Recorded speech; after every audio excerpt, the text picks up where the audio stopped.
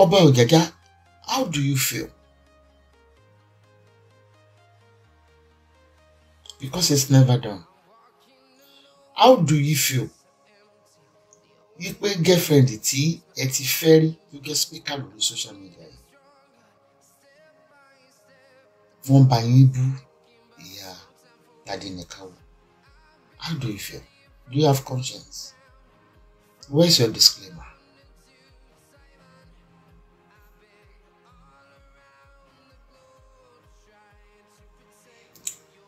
Àwọn arígẹ níbi ìdààmú, àwọn ayé tapa. For a couple of days now, they've been insulting, as in insulting your Olori, Iya Tade Nikawo, Onikawo, whatever money you look for, any whatever of any allegations, Onikawo Tade.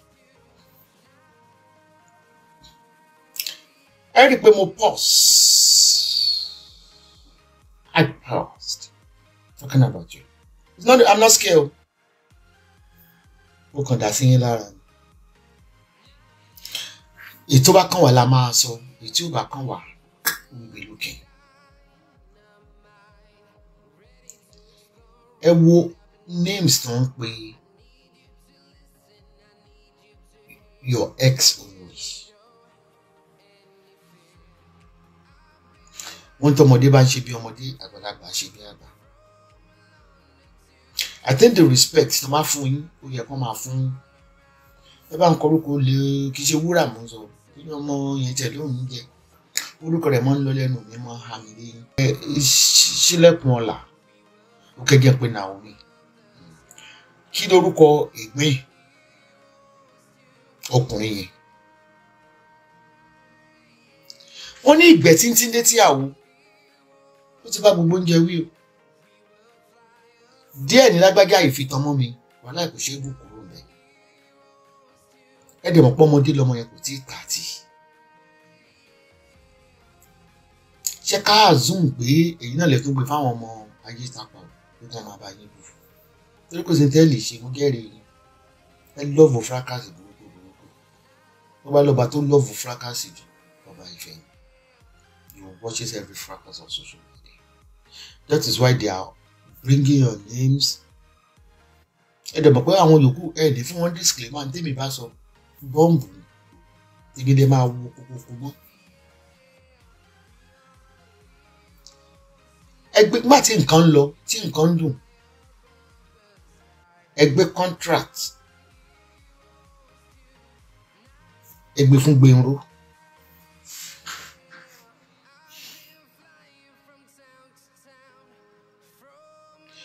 Ẹ̀yin ò mọ̀ gbà tẹ́ kó gbogbo ẹbí ìyàwó tẹ́ kó wọn nú ààfin. Do you know the consequence? Ẹ mú yẹ ń gbé lọ́dọ̀ yín, àbúrò ẹ̀ ń gbé lọ́dọ̀ yín, gbogbo yẹn ń gbé lọ́dọ̀ yín, nǹkan kan báyìí. Wọ́n ní ṣọ̀ láàrin ajé ní mú ní pẹ̀kọ̀rọ̀. Ọba Ọ̀yọ́ tó létí ní òkú gbogbo fámílì wà sáàfin. Ṣẹ́yìn ò mọ̀ pé wọ́n máa gan fight lẹ́yìn lórí. Ẹgbẹ́ wọ́n ní ṣẹ́rí owó tẹ́ lọ́mọ gbé irú yẹn jẹ. Regardless the insult on you, you can someone your phone yẹn. Ìyá tó sọ pé ó ralẹ̀. You are more than that. You have that money. Wọ́n sọ fún mi pé ó ní owó burúkú. Ṣé wọ́n tó ra jet? Wọ́n ní tẹ́yìn ò bá ti torí tẹ́yìn ò ṣe kí n fi contract ṣe egbò ilé. Ní tó bá àwọn olóṣèlú wa jẹ́ tá fi máa ń pariwo nǹkan lè ṣe yẹn. When you see a competent engineer, professional engineer, professional contractor, ọ̀rọ̀ jẹ́ ti tẹni, public figure ni mo lọ bá lóyìnbó wọ́n máa ń sọ̀rọ̀ nípa ẹ̀. Èmi ò bẹ̀rù báwo. Ẹjọ́ wọn máa ń rò ní ẹjọ́. Ìgbà tí ń ṣe criminal case.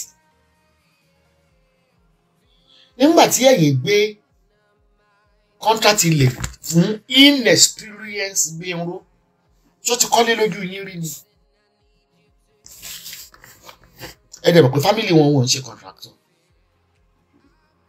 This is exactly in terms of nípa Nigeria tí ó gẹ̀ kí Nàìjíríà rojú kó ráyè. They know the professional engineer that can handle the roads. Tó máa fill it with sand, solid sand. Tó lè fill títì Nàìjíríà pẹ̀lú òkúta dáadáa. No, ẹ máa gbé fún pàdé yín, àwọn pàdé tó pàdé. I don't know why they are blaming Gbero. I don't know why you bloggers are blaming Gbero. Ọba Ọ̀jájá kàwé náà. Ṣé kò mọ qualification Gbero ni kó tó gbé iṣẹ́ million fún? Ṣé kò mọ Ngenshi ẹ? Only one that can redeem that seat you are sitting on. Èmi nìkan mo máa ń dẹ́rù bà yín àbí. Mo mọ̀ pé wọ́n ti tó because I know you are watching me. You're always on fracas anyway. Ọba fracas lè. But kọ́kọ́ tí mo fẹ́ sọ ìbá tẹ̀ jọba fracas kẹ́ má jọba fracas. Ìtí mo ń jẹ́ ó dá bí àwọn ọmọ ayé bó ṣe ń ṣépè fún NAOMI. Ǹjẹ́ ó dá bí wọ́n ṣe ń pè ní olè. Tá bá máa sọ yín náà, á ní ọkọ olè ní. Ṣé mọ̀ kó ti dá múnibú ní ẹran ìbíyẹ. Ẹran tí ọjọ́ fàyà lùyà. Èló gan lówó nǹkan tá à ń san. Tá à ń sọ. Ṣé gbogbo owó Nàìjíríà ni? You are there to rescue your throne by rescuing NAOMI. Ọmọ yẹn ẹ mọ̀ yìí pé marriage yìí ìbámọ́ dàrú dùn ni because ọmọ yẹn kéré. Ẹ dẹ̀ mọ̀ báwọn ìyàwó tẹ́ ní láàfin they are over 20. Ibi gan ò lè fọmọ fún yín bí mo ṣe wà. Pẹ̀lú àwọn ìyá àjẹ oríṣiríṣi àwọn arúgbó tẹ́ gbé síbẹ̀. Àbí but ẹ gbọ́dọ̀ máa rí èmi náà. Ẹ gbọ́dọ̀ máa rí èmi. Èyí tẹ́ lè máa rí ìyá 90 years. Ẹ gbọ́dọ̀ máa rí èmi náà. Wọ́n lè fẹ́ fẹ́yàwó mẹ́fà. Ẹ fẹ́ fún wọn ní wedding. Èyí náà ti di Fẹlá Aníkúnlé Kútì ni. I'm very serious with what I'm saying. Erokini deeply. How do you feel when your name flies on YouTube? How do you feel? On social media, Instagram. Bá ti ń ṣe nǹkan kan, bá ti lọ lè ìkànnì òtún dìde. Bá ti ń ṣe nǹkan kan, we call that a controversy, a controversial king. Màmá tó wa mọ́tò yẹn pé ó ralẹ̀ lọ́wọ́ mi ilẹ̀ millions mi ò gbowó wọ́n á ṣe receipt. Ṣé kì í ṣe pé made up story ni? I don't believe that story. And mo dẹ̀ ti ń wo social media. I was expecting last week when I was watching that woman say ẹ gbà mí o gbé irun jẹ mí mílíọ̀nù.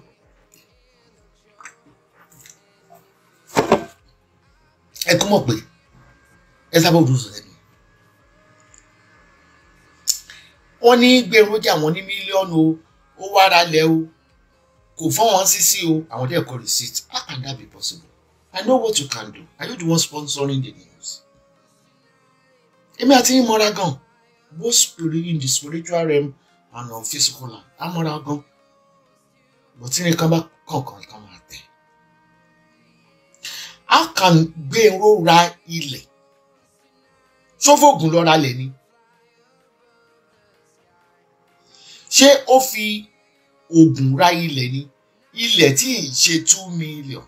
Ilẹ̀ tẹ́ wọ́n sọ pé over.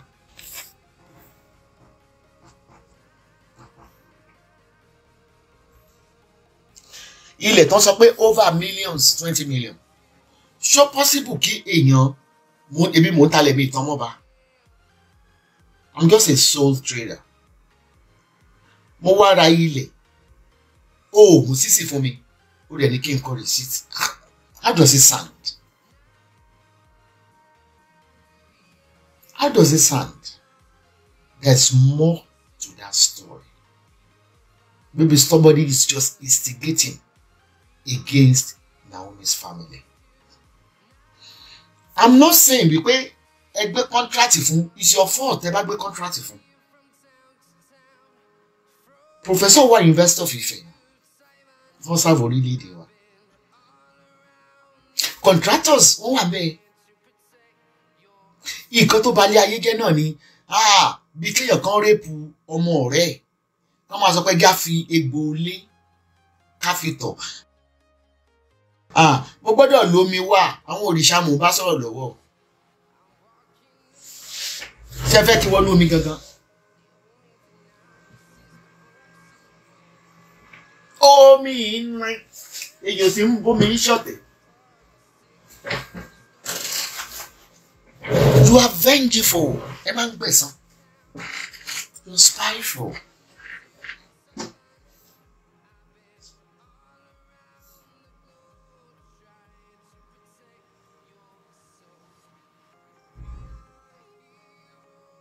Èmi ò mọ irú ẹ̀ṣẹ̀ tí Naomi ṣẹ̀yìn tí ẹ sọ síta. But ó stand stupid to my ears. Mi ò gbọ́ rí. Tí ìṣẹ̀lẹ̀ plot kan hectares mà nílé.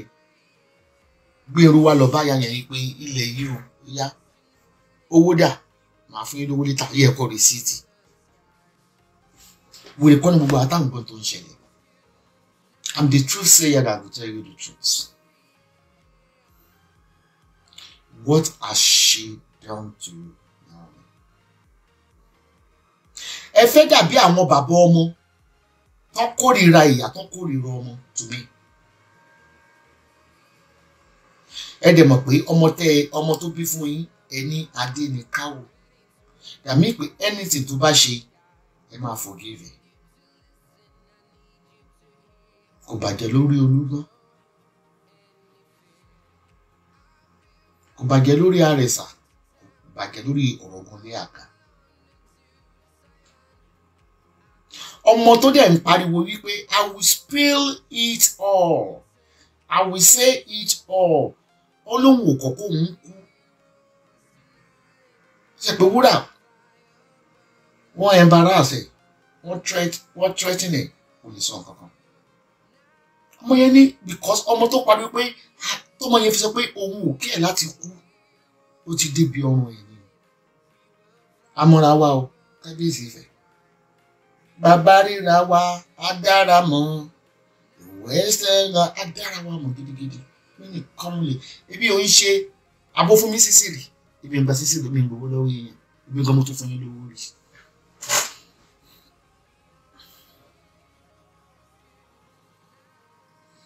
Tí ẹ̀yin bá fẹ́ protect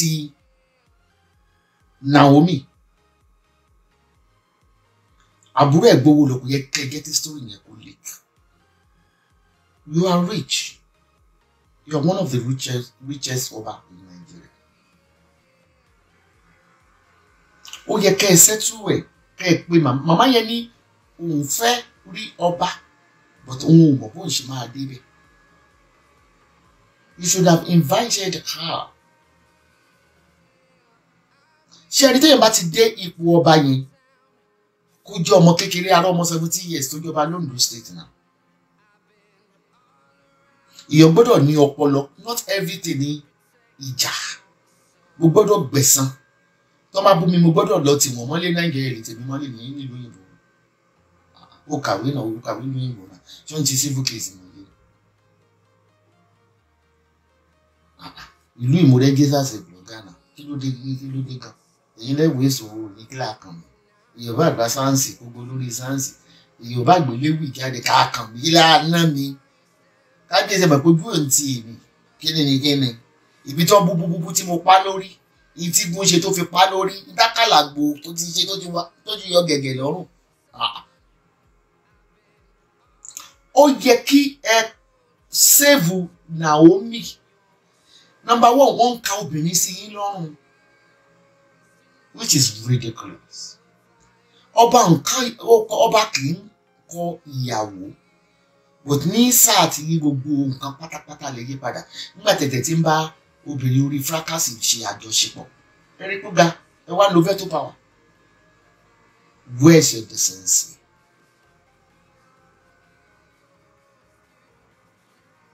This is ridiculous. nínú gbogbo ọba Yorùbá mo fẹ́ lè sọ pé including the bloggers on YouTube, Instagram, even including on Facebook, ẹ̀yin nìkan wọ́n máa ń ridicule. Do you ask yourself why? Because ẹ fẹ́ kí nǹkan kó kọjá lára yín ni wọ́n ṣe máa ń dàgbò ìpèké ni bó bá tó yé tó bá tó ipò ọba ṣe. Ìbí wọ́n sọ pé ọba bá lórí oṣù, ó bá lórí àjẹ́, ó bá lórí wèrè, ó bá lórí asínwín. You must be able to listen and pick up points to redeem your image. Tí ẹ bá ebi òun play show ní show, but I will tell you to go to Ayetapa platform. Láti bí èpè burúkú ni wọ́n ń ṣe fún Naomi. Nítorí pé ẹgbẹ́ ọba kò mí pé ẹ̀ṣẹ̀ obìnrin náà. Ṣèbí Naomi ò sọ tiẹ̀ síta ni. Èmi ò lọ́rẹ̀ẹ́ pẹ̀lú Naomi o. Bí Naomi bá ṣe tí ò dá lọ́lẹ̀ ni ó bá wí. Ẹni táwọn bloggers ẹ̀wò kan tó péré ẹ̀ tẹ́ fi jóye. Woman kí ló ti ń jẹ́ tó wà l'Amẹ́ríkà yẹn. Tí mo jáde fún jọ ìjọ tó ń ṣépè fún Naomi. Ibẹ̀ bímọ obìnrin tó jẹ́ ẹgbẹ́ Naomi. Ọmọ òkú mi ló bímọ obìnrin fún yín. Bàbá Ọlátúnbọ̀sún ló bímọ kìíní fún yín. Lack of respect to your throne. You are so controversial. You are too controversial. And you are vengeful. Mo mọ̀ pé torí Naomi tó lọ ṣé okay àkọ́bí yìí obìnrin ṣẹ́yìn gbà pé kó lọ fẹ́yàn níbì kan kó wá fẹ́ àwọn ẹgbẹ́ ìyá ẹ̀ kì í ṣe ìyàwó mẹ́wàá o kì í ṣe 15 o kó fẹ́ lé lórí kó wọ́n máa búlì ọmọ yẹn. Where's your empathy? Ṣé rí ọ̀hún tí mo lò ọ̀hún gbogbo àjọ ń lọ o tọ́run bá wà which I don't believe ilé ayé mi ní kálukú ti di ẹ̀ṣẹ̀. Ọmọ yẹn kéré ẹ ti bírú ọmọ yẹn lọ́mọ ó fún yín lọ́mọkùnrin làǹtìlàǹtì and which I believe pé the first son tó máa fún yín ní palace Ifẹ̀ òun ni ọmọ yẹn gbé sọ́wọ́ ẹ sọ pé nǹkan tó bá ṣe o ti adé nìkan wọ. You have a PA èyí tó ṣe irun gbọ̀bí tí gèsè òróró lójú pẹlẹbẹ yẹn ṣe wáyé tí PA yóò ṣe kọ lẹ́tà sí wọn to stop this shot on Naomi. Why? Meanwhile, tó bá fẹ́ put up stupid update tó bá fẹ́ kọ lẹ́tà sí Esabod àkọ́ ibi òjì sọ̀rọ̀ yín gbogbo yín ẹ̀fọ́ dàgbé ibi òjì sọ̀rọ̀ yín. I'm asking you again. Gbogbo nǹkan tẹ́yìn ṣe wọ́n máa fi bú Tadé ní káwọ́. You don't look at the future. Present level and future. It's going to affect that boy. Ní àròlé yín. Gbogbo èèyàn ló máa fẹ́ kó ń fẹ́ ọba. Gbogbo èèyàn ló fẹ́ dolórí. Wàláì mo hate ilé ọba láti fẹ́. At least mo lè rí ọba kan lábúlé tí ò lówó lọ́wọ́. Tí náà ń gé sọ̀kọ́lẹ̀ rẹ̀ tó gẹ́ bí arúgbó. Bó tèmi tó lè sọ pé èmi náà èyí ọba. But in ten ṣe yìí ò yá. I want to go and watch the highest shot since last week on Naomi. Were tolerant. This is what I keep saying. Gentility àwọn èèyàn, wickedness lọ́dọ̀ tèmi is very, very unfair. Wọ́n fi ọlọ́pàá gbégbé irú. Ẹ rántí wípé ọmọ ìyá ẹ̀ ọmọ bàbá ìlú bímọ fẹ́ yìí.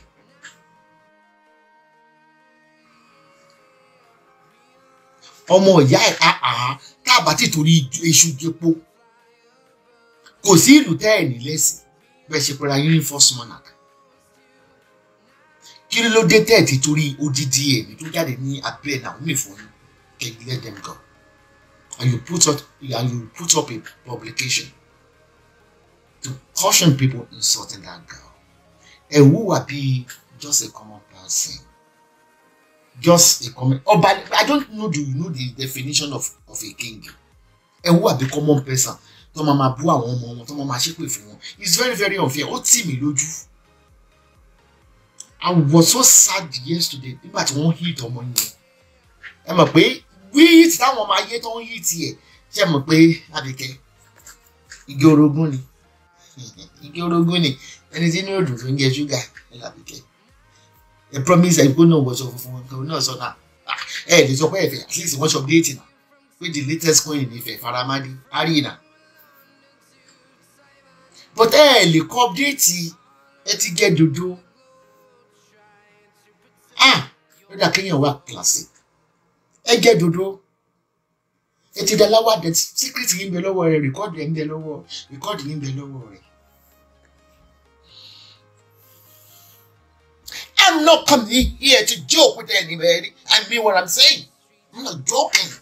I'm a one-woman battalion of guided bombardment. Odidi Ọba Aládé, first monarch.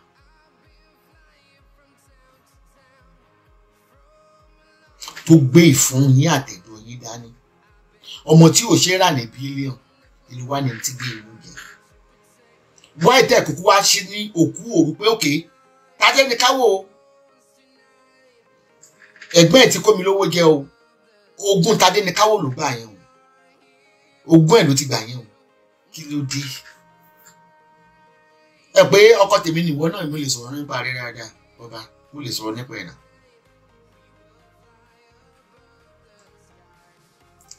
Ọmọ yẹn ó grant interview ó ní wọ́n fi iná jó òun dé ìrèdí àti kú because wọ́n ti threaten ẹ̀ pé tó bá sọ máa pàgbà mélòó ni a mọ gbogbo ẹ̀ jẹ́ adákẹ́ ẹ̀jẹ̀ àti gbogbo ẹ̀ lẹ́ gbogbo ẹ̀ lámọ̀. Mo ń gbọ́rọ̀ yín gidigidi mo kàn máa ń wò yín ni. Mi ò fẹ́ sọ̀rọ̀ yín torí pé kí ni tí irú yín tiẹ̀ fi lọ jẹ́. Ta ló jẹ́ kókò abirùn? Èmi jẹ́ kókò abirùn. It's so ridiculous. Ẹ wá sọ fún PA ní ìdálábàámu pàláṣẹ fún yín tó rà mọ́ bí tájọ́ dé sí. Kàn put update. Kàn má ṣe show fún ọmọbìnrin yìí. Ní tó wà lọ́wọ́ yín kò lè fi ìbínú sọ pé kàn lọ pa torí yín. Kí ni ẹ̀ṣẹ̀ táwọn ẹbí ọba ṣe? Mo lè ra jẹ́ẹ̀tì, mo rí mi ìṣòro ni. Ṣé yìí mo ní tẹ́ ti ra aeroplane? Mo rí mi ò sọ̀rọ̀ torí kò kàn mí congratulations. Ilé oko ẹ pé woman yẹn kẹ́ ẹ lè ask pẹ̀lú ẹ̀. Ẹ jẹ́ kó ṣe publication that she is your ex Olori. But remember the son to your kingdom. Remember the son. Báwo ilé wíkẹ́ wí fún yín ẹnìkan lọ arrest wọn. Bọ́ṣọ́ bá kùṣàkùṣà ẹnìkan lọ arrest wọn. Are you a politician? It's only the politician that do that. They cannot take the hits they are giving to their citizens. Kò bàjẹ́ nígbà tí bàbá wa Síjú Adé o. Wọ́n níyàwó rẹpẹtẹ, wọ́n náwọn tí wọ́n fẹ́ gan tí wọ́n tó bímọ fún wọn tí wọ́n ò fẹ́.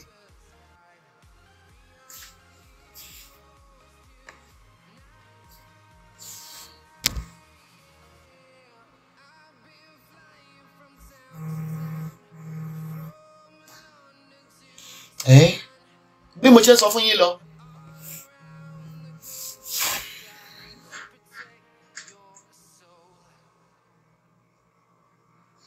Ẹ̀rọ ayé yìí.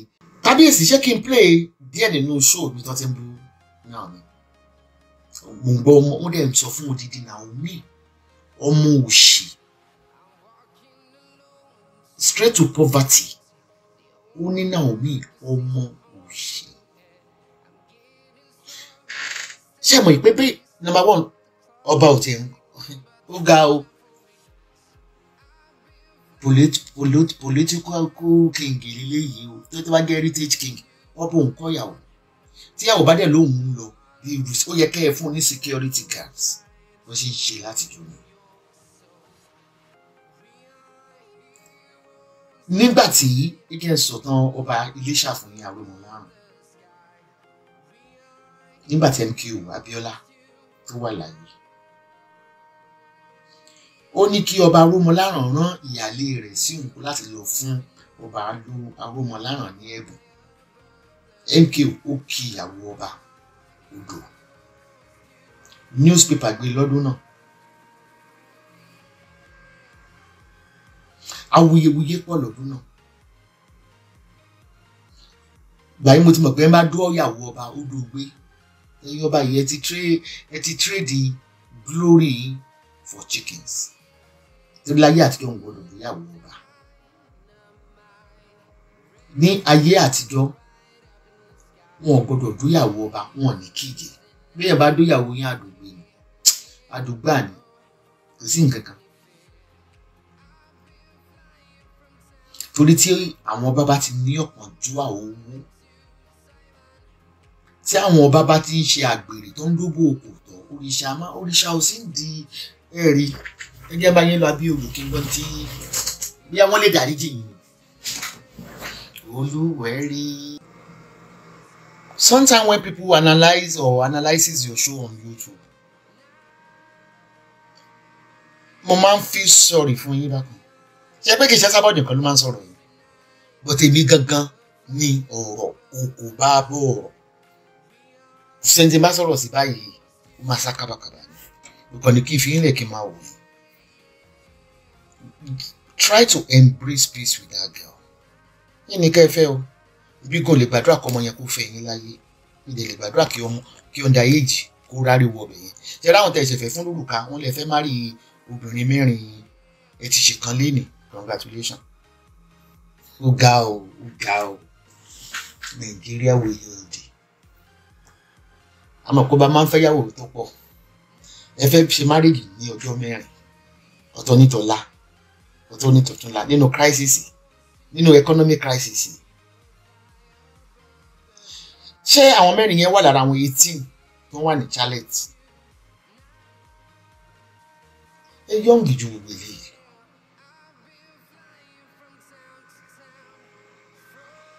Ẹ wọ́ bá ìwò náà, obìnrin kan ló fẹ́.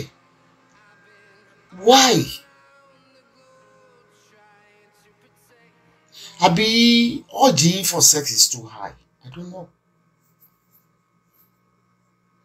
Bó ti mọ̀ pé yín náà fẹ́ mi. Lọ sí fẹ́ rí mi tipátipá ní London. Ìdí mo fi believe ní wípé nígbà tí wọ́n lè fẹ́ ìyá 63 years kó wà lára àwọn tó wà ní Charlotte ni. Ibi gan náà ò bá ti di pé kí mo gbọ́ pàtẹ́lẹ̀ ní lẹ́yìn mi sí. Ẹ ó bà lè kó bàjẹ́, a ṣe lè postpone náà káfẹ́ ra wa. Bọ̀ kó má yẹ pé mi ní ń pa yín tí bá fẹ́ ní tó mú burú gan. Ẹja tí mo sìgá ni. Kabiyesi, I'm not joking now. I'm not joking. This is ridiculous. This is pathetic. That's mean anybody lè pàdé gẹ́ yẹn lójú ọ̀nà kó náà.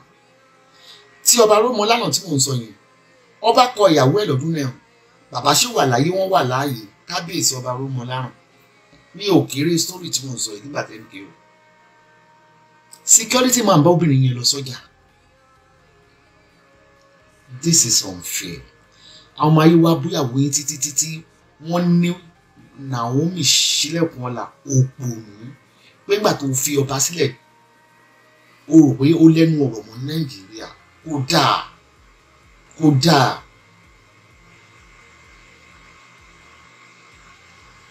The same thing, Wúrà ó kọ́kọ́ sá lọ sí Saudi due to the threats.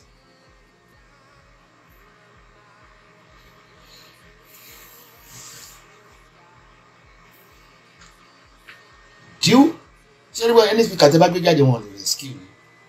Ẹ mọ̀ mí náà. Ẹni speaker tẹ́ bá gbé jáde wọn lè rescue ni. Oníkọ́ yóò gbé tó fún ẹ̀yìn. Bí ìdẹ̀ kò dẹ̀ ní ṣe àìsọmọ fún mi. Bá kìí kan forí dólẹ̀. Alálà kíláàkàn mi. Bẹ́ẹ̀ sì fẹ́ lọ kọ́ọ̀tù láìláńdì. Àdírẹ́sì mi ò change. 80 Eastern Green náà mo ṣe ń gbé. Ẹ kó wá sí Dublin ẹjọ́. Àwọn sáàsì tí ó sanwó bìí fún Island ní ẹ̀kọ́ wà.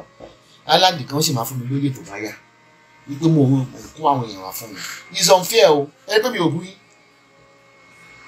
Mo rí pé ọ̀rọ̀ yóò fa ìbú yẹ kéèyàn máa tọ́ yín sọ́nà.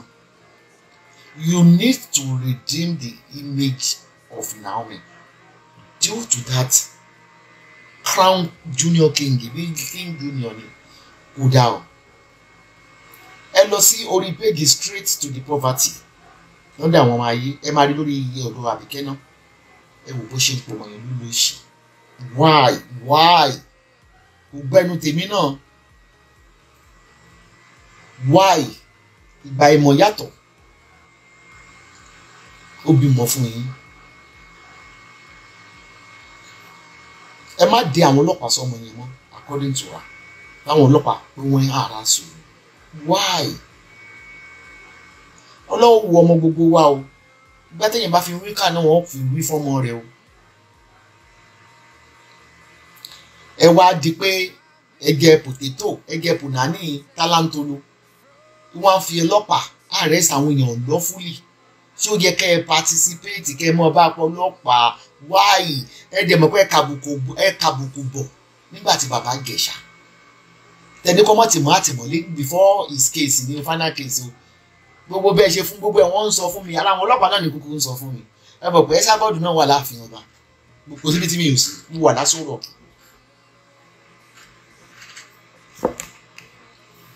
Ẹ lọ́bì títí ẹ lo long leg. Pé kọ́ má gélé bàbá Ìjẹ̀ṣà. I love the Nigerian law for that. They ignored you. Aládájọ́ yẹn gbogbo àwọn ènìyàn ṣòro rẹ̀. Ẹ̀yin lẹ jẹ̀bi Gbénró. Ọ̀jàjà ẹ̀yin lẹ jẹ̀bi Gbénró.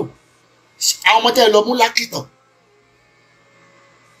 Àwọn ọmọ tí ì ṣe contractor family wọn. Ẹ bowó Nàìjíríà. Ẹ jẹ́ sọ̀rọ̀ bí ọ̀rọ̀ sí gẹ̀. Gọ́ọ̀mẹ̀ntì ló ní contract yẹn yẹ pé ìrẹ́ sùn mọ́ gọ́ọ̀mẹ̀ntì politics náà lẹ́yìn náà. Ẹ wá ní pé wọ́n fẹ́ ṣe tí wọ́n fẹ́ kọ́lé kan wọ́n fẹ́ kọ́ títì kan o. Ẹ wá gbé fún ọmọ tó jẹ́ pé kò ní nǹkan kan kò mọ nǹkan kan kò ń ṣe contractor kò kàwé ẹni pé gbé bílíọ̀nù fún pé kó lọ máa kọ́lé. Because Nigeria is lawless. Ó yẹ kó jọ arrest ẹ̀yin méjèèjì. Ẹ abẹ́tì crime bẹ́ẹ̀. Ariwo ilẹ̀ wa ń pa kiri. Ẹ gbé contract fún ẹ ṣe kíní kan fún sópin ẹ̀ contractor fún yín ni àbí ìṣe gbé irú yẹn. Àwọn bàbá wa tó ti ní caterpillar tó ní tractor tó ń ṣe títì ẹ gbé fún wọn. Tó bá ní kọ́ ọmọ yẹn náà sọ̀rọ̀ torí ẹ ti threaten wọn ẹ ti gáàgì wọn mọ̀ yín ibi bẹ́ẹ̀ mọ̀ yín bí bẹ́ẹ̀ ṣe mọ́ra yín lọ. You can do an undo. Ká ní pé ẹ jẹ́ politician ni o mo sọ kí ní ká lè jẹ́ politician ìbá pé yìí nídìí àmì. Fẹ́ni fẹ́ iṣẹ́ mi gẹ́gẹ́ mutí sneaky.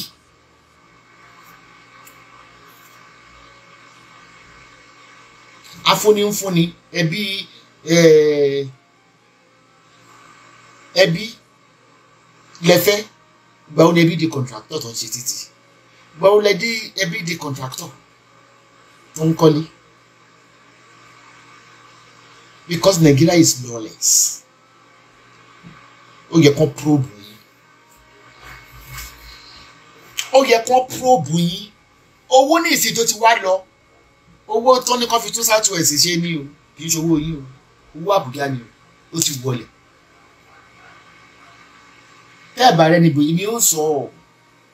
Ibi tí panipani wà nígbà ní ẹ mọ̀ mi spiritually ẹ mọ̀ mi dáadáa. Kì í gbọ́ kí n bá lè ní.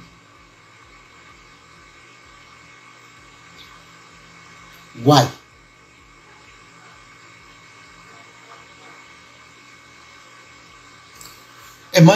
Naomi lè sọ̀rọ̀ ó ti lóhùn ready láti kú tọ́mọ yẹn fi lo language yẹn kó rẹ̀ ó wípé tí ń threatening the same you did with Wura nígbà tó náà tó fẹ́ sọ nítorí ẹ̀ rí. Are we having a king there or we have a polity?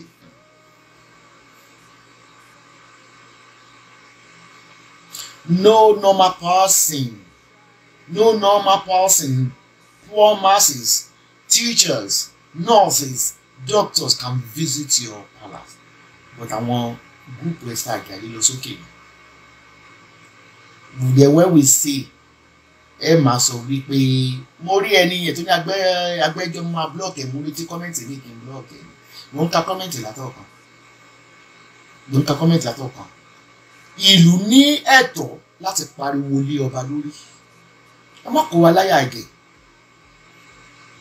bá àti ẹ̀rírí arínú fíìmù ọba tí ò bá ṣe kílù tó rò wá kígbe lé lórí bí ṣàmùmá tẹ bá dẹ̀ wí ẹni you are the first monarch.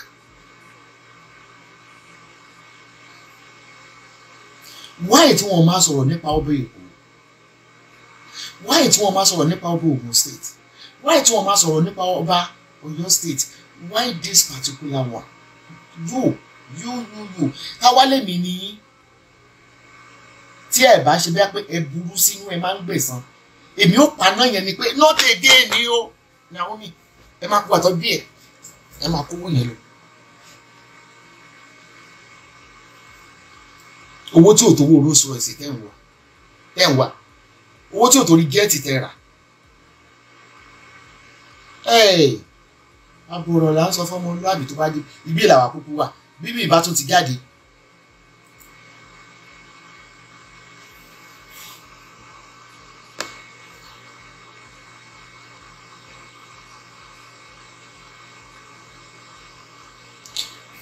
bíbí ìbá tún jáde a máa sọ ojú àbí bóyá kẹ́ bá fọ́ mi lójú tí ènìyàn mọ̀ rí nǹkan kà mọ́ lórí newspaper àbí lórí íńtánẹ́ẹ̀tì àbí kí ẹ kúkú sọ mí dòdì èmi àti yín lẹ̀pọ̀ wàláì á lẹ̀pọ̀ oṣù mẹ́fà ní bá tún ti lọ ilé ẹjọ́ àtún dákẹ́ oṣù mẹ́fà àtún padà torí mi mọ̀ bàbá yín wéṣì revenue yín ni mọ̀ bàbá yín wéṣì revenue yín tó rówó wa náà kúkú èló lówó tó gbé lọ tẹ́ẹ̀lì fún wọn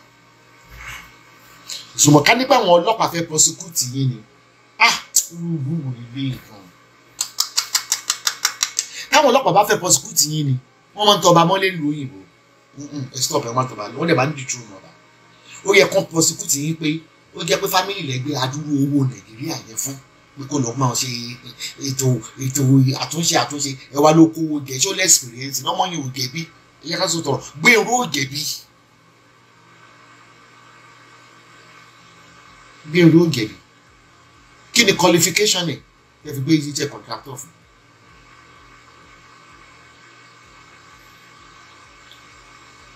ó bẹ́tà kẹ́ lọ ṣe update kẹ́ lọ bá newspaper wọ́n fi gẹ̀yìn àtọ̀rọ̀ ẹ̀ sílẹ̀ tẹ́ ẹ bá pa gẹ̀yìn ta ní òtọ́jú ọmọ owó ètò bí fún yín àbáwọn méjèèjì lẹ́fẹ́ pa wọ́n papọ̀ ṣé mọ̀ pé bó ṣe ń lágọ̀ ọmọ yẹn àwọn ọmọ ayé ẹ̀yin náà mọ̀ tí òfin akéèyàn mọ̀ fi kíní ìṣẹ́rí kíní ṣẹ́rí kíní ṣé ẹ̀ ń wò kí tó ti bọ́ nú omi padà ó yẹ kó ní kíláàsì ìjà owó gígẹ lélẹ̀ if not ojoojúmọ́ ni wọ́n jáde fọmọ ẹ lọ́wọ́ gbogbo headline ṣé play díẹ̀ fún yín kẹ́ ẹ gbọ́ bó ṣe ń pé ìyàwó yín ní lórí burúkú olórí òǹgbọ́ yín ṣe ẹ sílẹ̀kùn ọ̀la ń mú òṣì why ṣé tó pọ̀ ọmọ yẹn kéré ni why àmì ọba sì ń bẹ lára rẹ o àmì ọba ṣé ẹ̀gbẹ́ bó ṣe pè lọ́mọ òṣì yẹn náà àbùkù ti dà ń kó tó má lẹ́yìn náà tẹ́ bá ń kọjá lọ ọkọ ọmọ òṣì ara mi ò gbà láti last week tó ń dàbò gẹ̀yìn gbogbo adẹ̀ lápòra wa lábẹ́yàmọ́ ẹ rò pé tí àfihàn bá sàn sówó tó sàn sọmọ tó sàn fàlàfíà tó máa fi yín lẹ̀ ni kí ó ní kọ́kọ́ ló kọ́kọ́ lọ nà ó àwọn bí mẹ́ta mẹ́rin ti lọ nà ó kí ló dé ganan kí là ń bá ká ẹ mọ̀ èpè tó ń fún ọmọ Naomi yẹn ó ti bá adé ní káwọ́ tó ń gbé mọ́ra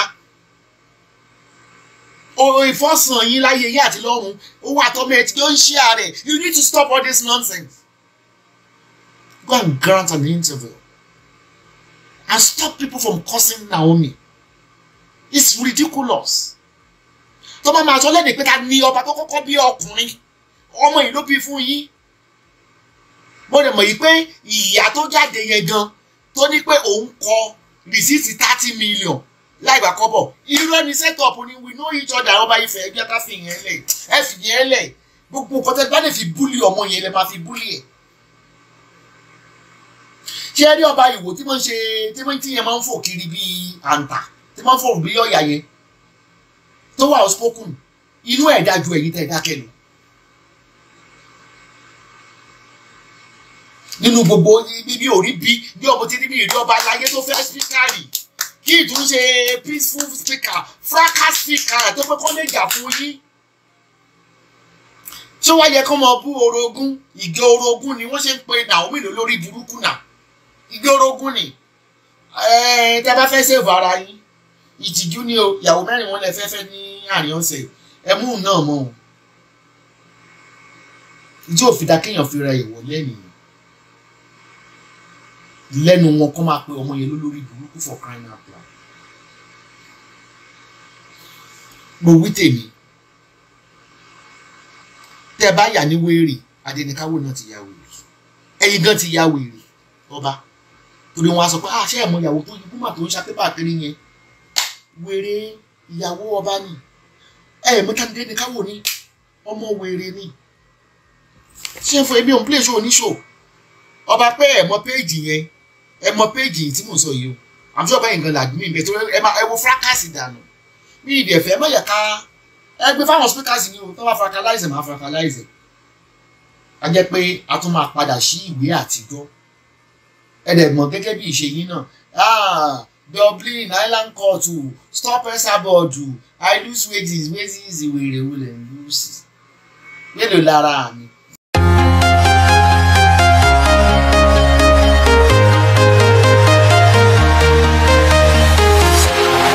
Walking alone, the streets are empty. The only thing I can see is my own silhouette.